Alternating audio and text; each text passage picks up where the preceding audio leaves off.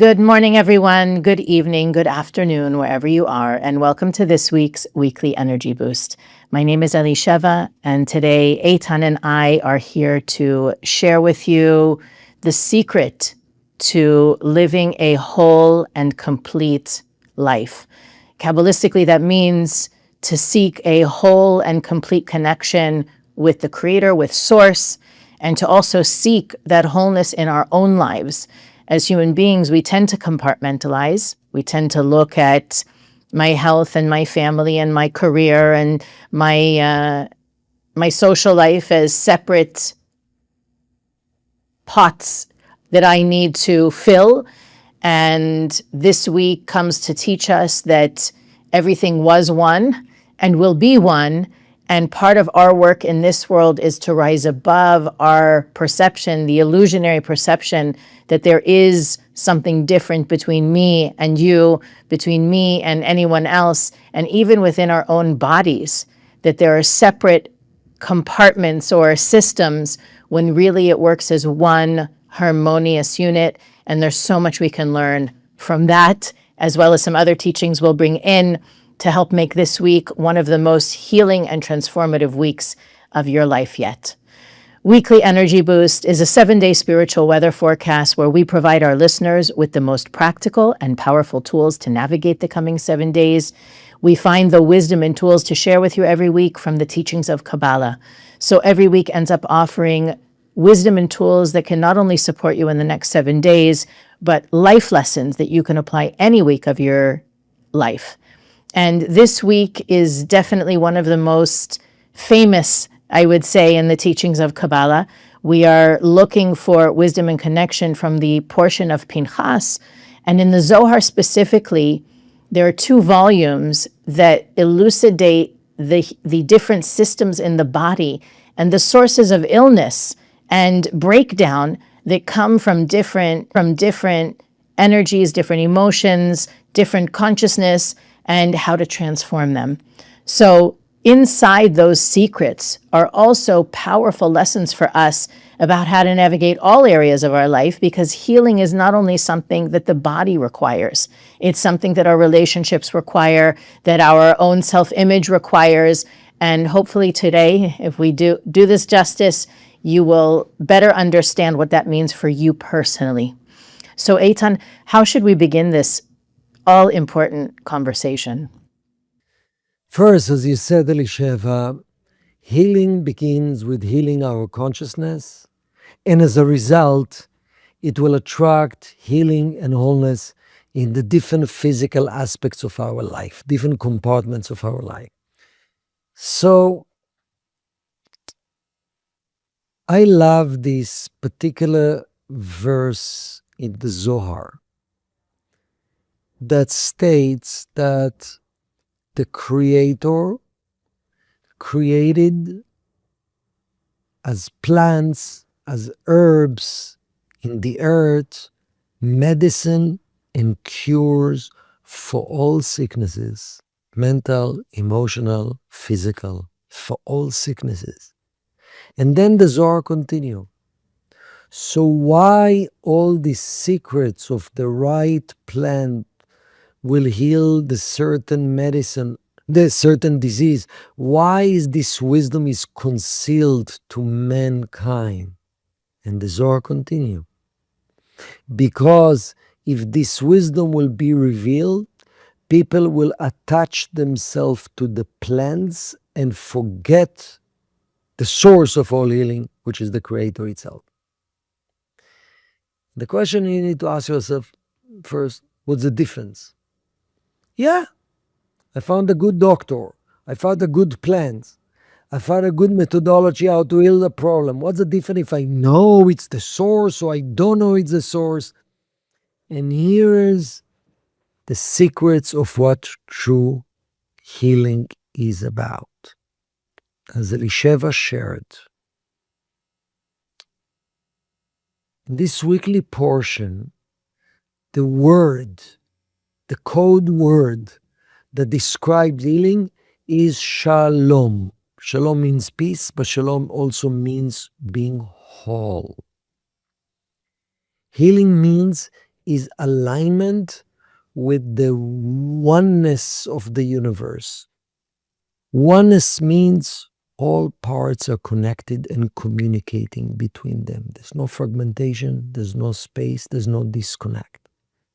For example, when we're talking about strong immune system, we're talking an energy force within our body and our spirit that protecting and aligning all the organs and all the cells of our body as one healthy organism, that then every organ cares about the other as if there's energy of oneness and wholeness. In a company, when there's really unity between the main team, even though there are mistakes, because of unity and no energy of blames, somehow that's cohesive oneness of energy attract protection, attracts guidance, attract abundance. Between, in a family, between spouses, if there is energy of wholeness, togetherness, commitment for each other, loving each other in spite of 1, 2, 3, 4, or things don't go according to my expectation, that energy, that unit of oneness and wholeness create healing, create protection, in spite of not being perfect.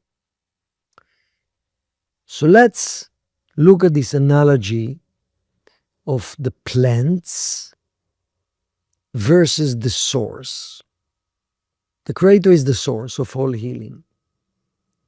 And there's branches how that source manifests itself. So we can look at our life. The Creator is the source of soulmate energy, but as a branch will be the right person that I'm supposed to meet and to connect. The Creator is the source of all physical abundance, let's say, prosperity.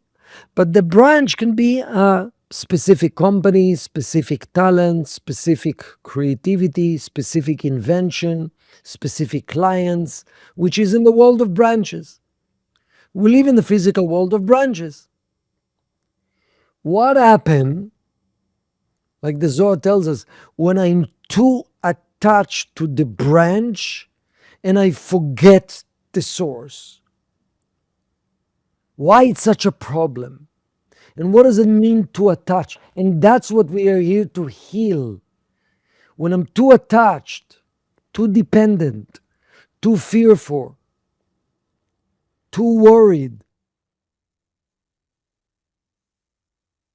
which causes me to forget about the source, that's what I'm losing my connection to the Creator, which I lose the basic of all oneness, the oneness between me and the Creator. So let's breaking down, what does it mean?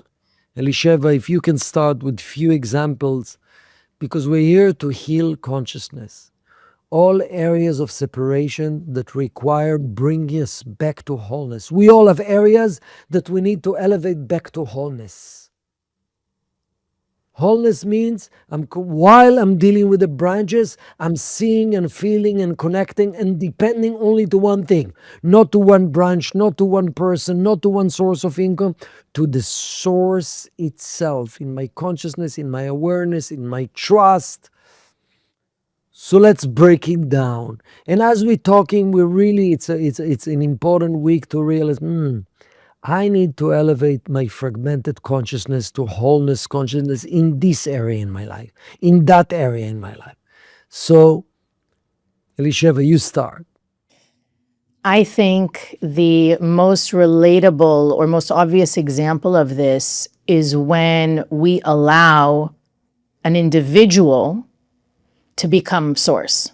Whether in a positive way, we can say it's positive, we love someone very much, and how they treat us, how they feel about us, how they feel is so important to us that we allow it to affect us.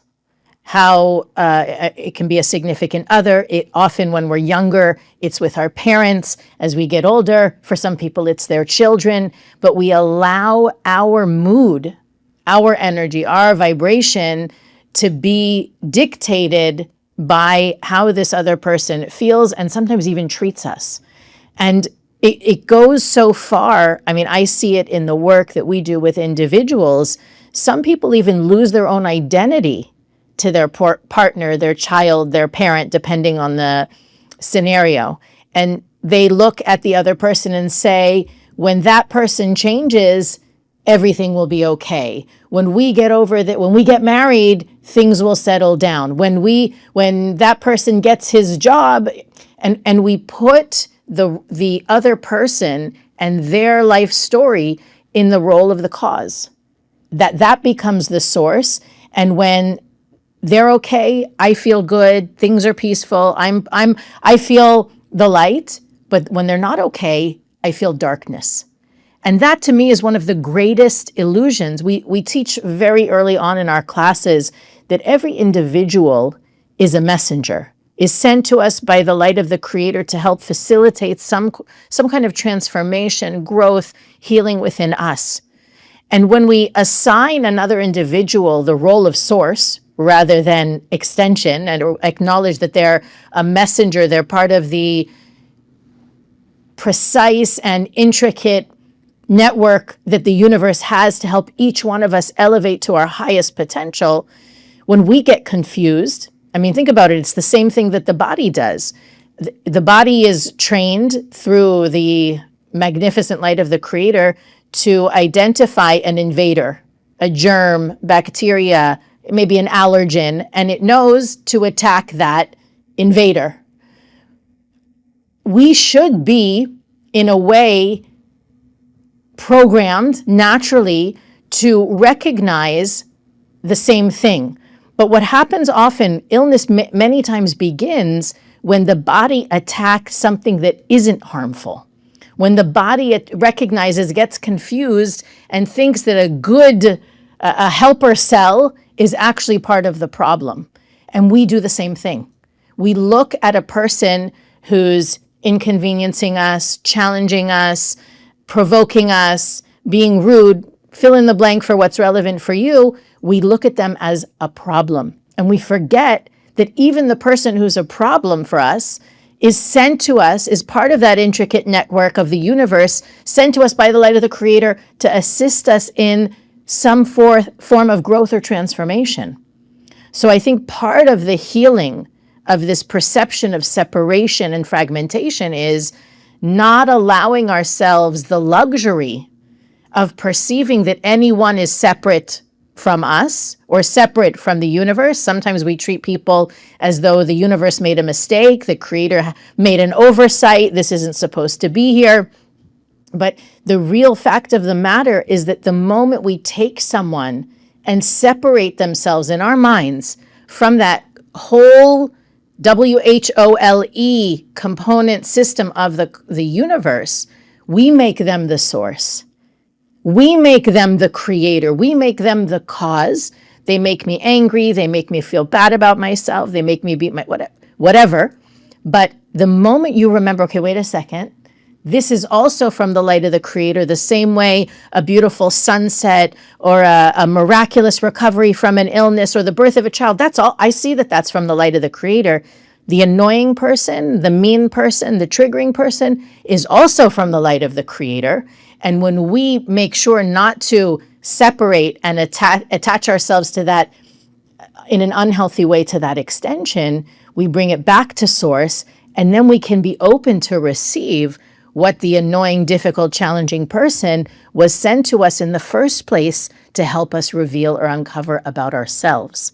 So it's very high level consciousness shift, but it extends itself in a very practical way that all of those moments that are difficult and challenging are just as much from the light as the ones that we feel are inherently blessed and special and miraculous. Beautiful. So even on a practical level, what you said, Elisheva, we know, even it's approved medically, that holding grudge, having resentment, having anger issues does affect our health. Definitely. So let's explore in that understanding source versus branches, how that concept of grudge, resentment, and anger works. So let's say, so I had certain expectation.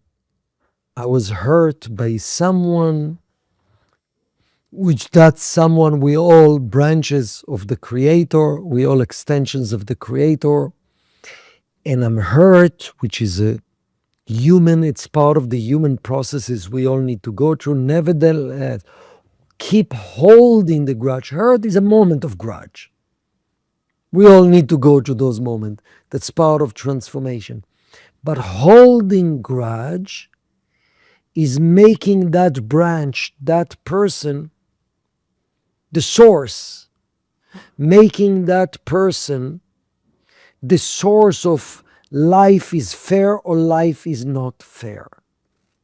And as I'm zooming out, I'm saying, one second, there's a source of all good.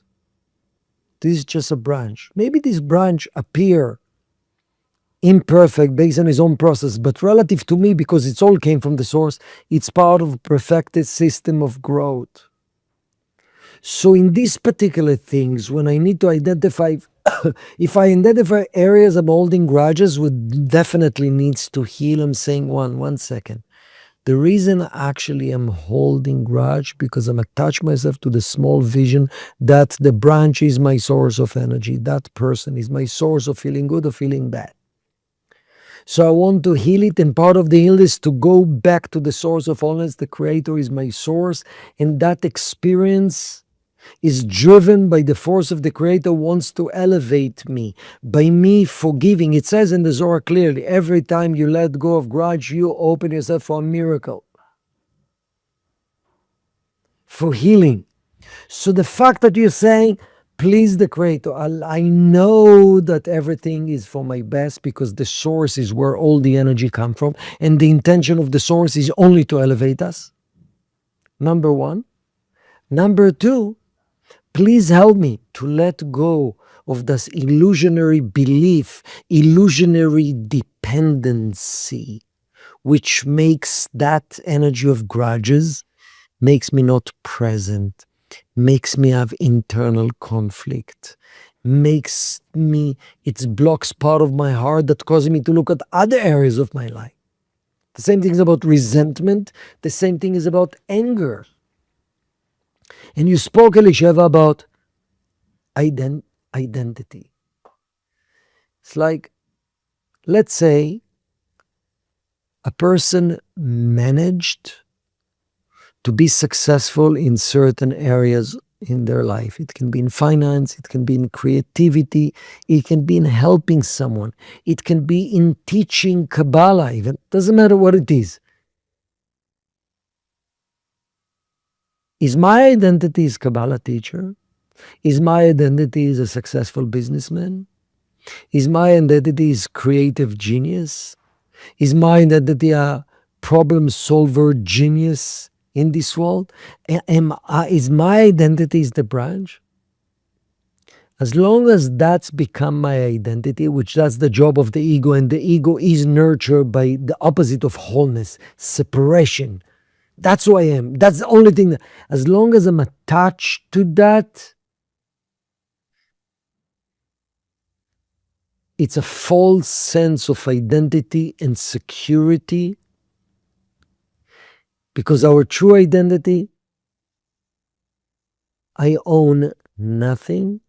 I'm just a conduit, a branch to extend and to reveal the light of the Creator. My true identity is the light of the Creator.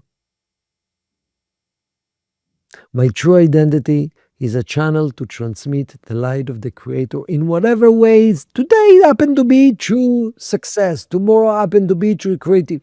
I don't know. I want every day to. That's my true identity. Not what I accomplished yesterday. It was a branch. It's not my source. Or in another application, A person working on a deal, he trusts the Creator. The Creator is bringing money. Wow, amazing connections, amazing opportunity, amazing client. And that deal didn't work out. That deal was just a pipe, potential pipe, where money can come from, where abundance can come from. The source still giving.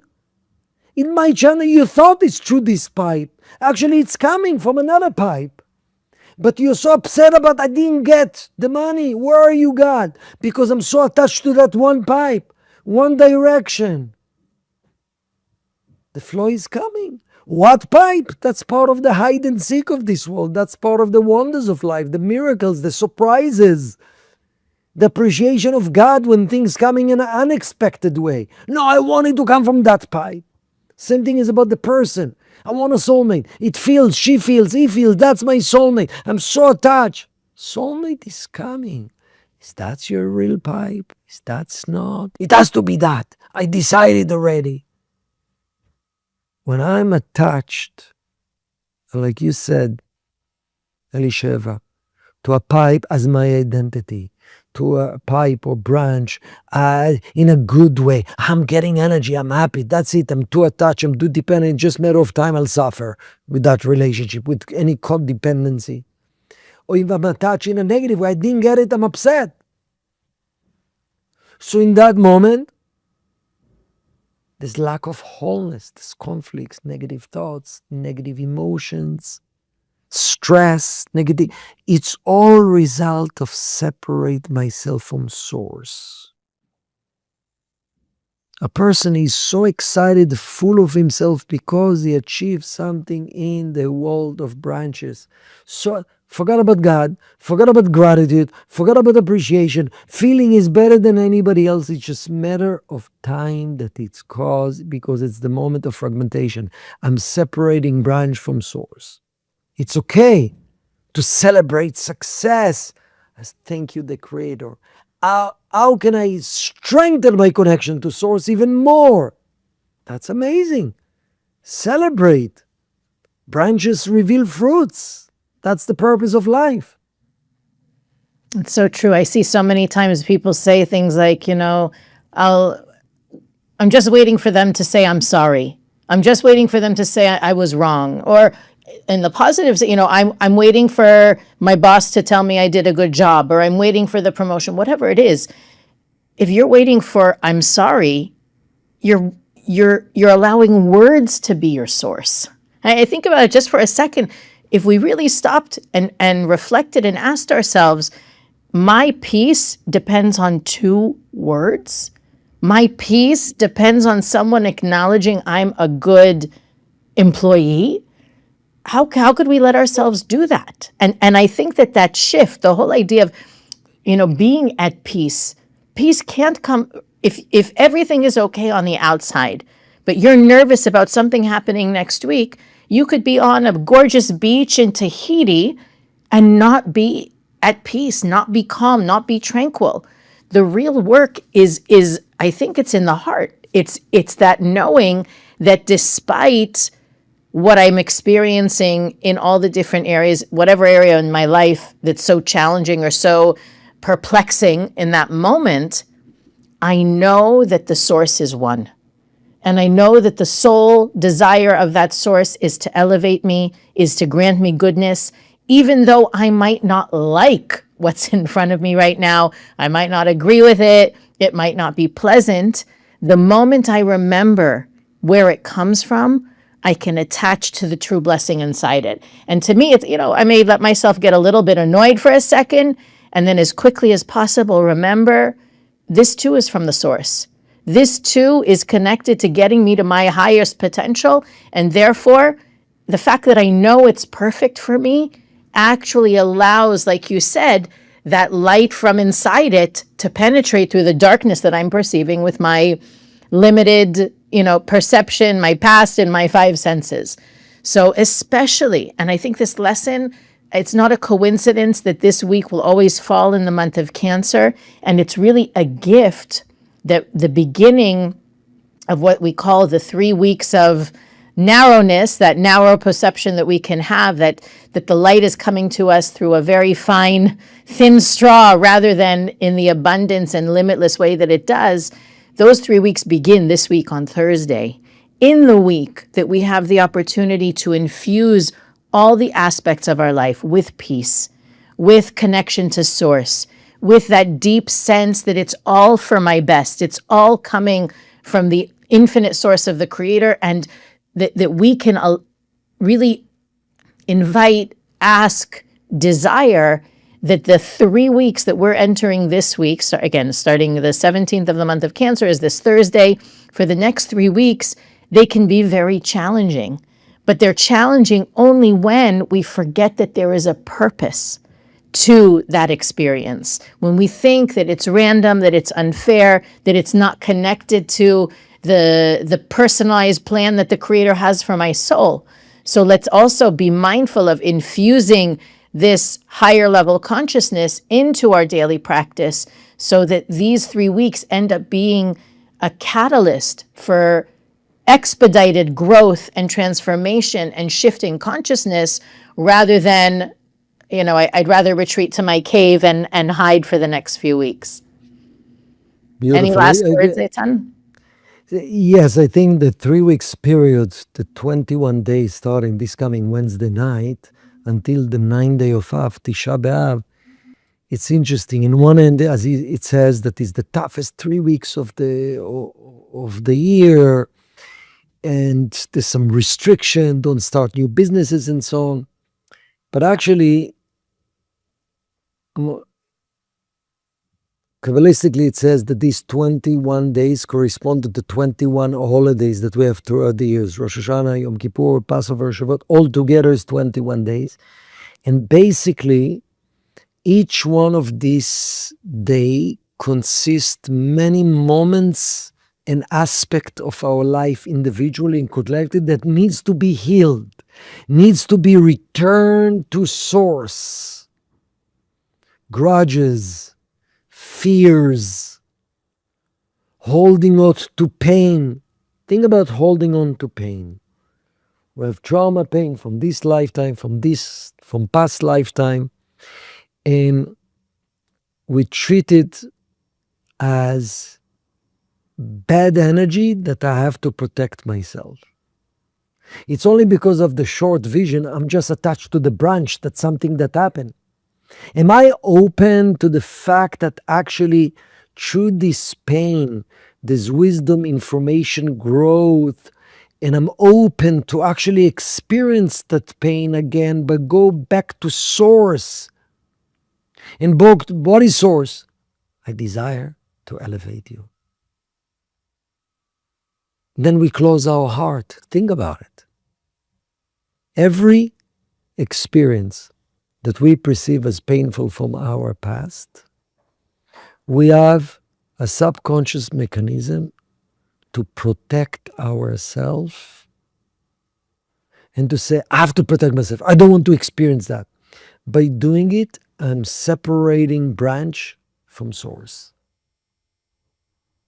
By being open and saying, I'm allowing, even this 3 weeks period, I'm allowing this difficulty because I know it's part of the experience of elevating myself to source. Yes, it's a little uncomfortable, but the real information is replugging to the source, breaking that blockage. Yes, pain, it's an area of disease, but actually allowing myself to feel the pain is part of the healing.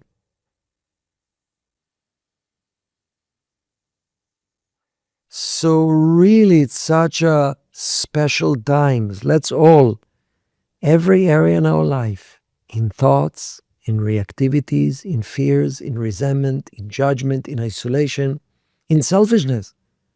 Because when I truly care about someone and give unconditionally without agenda, I'm healing. Healing them, healing me, healing the universe, because it's energy of oneness. So let's open ourselves for all this opportunity to transform fragmented energy, separation between branch and source, to oneness energy, wholeness energy. Amazing. So excited for us to reach this next level on our journey together. Weekly Energy Boost is available on all podcast platforms, YouTube, Facebook, and Instagram. You can follow us there to receive even more content to support you in living what we discuss in every episode. You can also visit weeklyenergyboost.com, where you can search through our archives, send us a message, or click the donate button and support the production of Weekly Energy Boost. But as always, the greatest gift you can do for yourself and for the world is to share this episode. Imagine more people on this planet understanding that the purpose is to create more oneness, more wholeness, rather than more separation and division. What a different world we would live in. Have a fabulous week. We'll see you next time on Weekly Energy Boost.